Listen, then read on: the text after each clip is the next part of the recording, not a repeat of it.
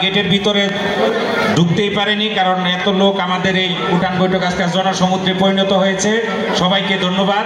আমাদের মাঝে বক্তব্য নিয়ে আসছেন আমাদের ৬ নং ওয়ার্ড বিএনপির সংগ্রামী সভাপতি এবং আজকের অনুষ্ঠানের সংগ্রামী সভাপতি, প্রধান অতিথির অনুমতিক্রমে নূর আলম সিদ্দিকী ভাইকে তার মূল্যবান বক্তব্য দেওয়ার জন্য অনুরোধ করছি।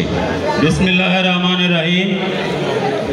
বহুদলীয় গণতন্ত্রের প্রবর্তক শহীদ প্রেসিডেন্ট রাষ্ট্রপতি জিয়াউর রহমানের সহধর্মিণী দেশনেত্রী, আপসহীন নেত্রী, তিনবারের প্রধানমন্ত্রী বেগম খালেদা জিয়ার আশু রোগ মুক্তি কামনায় ৬ নং ওয়ার্ড কর্তৃক দোয়া ও মিলাদ মাহফিলে আমাদের মাঝে উপস্থিত হয়েছেন আমাদের প্রাণপ্রিয় নেতা, সাভার আশুলিয়া জনগণের লাখো মানুষের হৃদয়ের স্পন্দন, সাভার ও আশুলিয়া থেকে পরপর 2 বার নির্বাচিত সাবেক সংসদ সদস্য, ঢাকা জেলার সাবেক সফল সভাপতি এবং সহপরিবার কল্যাণ বিষয়ক সম্পাদক ডাক্তার দেওয়ান মোহাম্মদ সালাউদ্দিন বাবু ভাই উপস্থিত আছেন।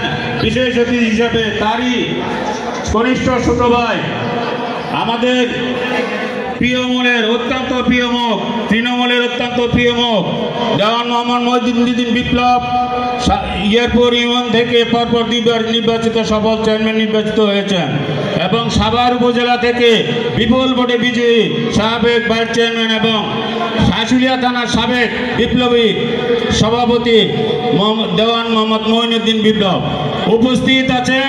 ইয়ারপুর ইউনিয়ন বিএনপির সংগ্রামী সভাপতি শ্রদ্ধেয় বড় ভাই জনাব আব্দুল হাই আল হাদি। আমরা আজকে অনেক বারাক্রান্ত হৃদয়, যেহেতু আমাদের নেত্রী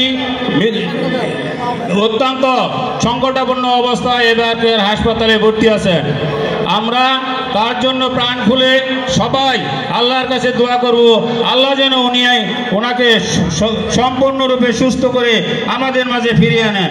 পাশাপাশি একটি কথা বলতে চাই, যেহেতু আমার বক্তব্য সংক্ষিপ্ত করতে বলা হয়েছে, আমি আমাদের এই ঢাকা 19 আসন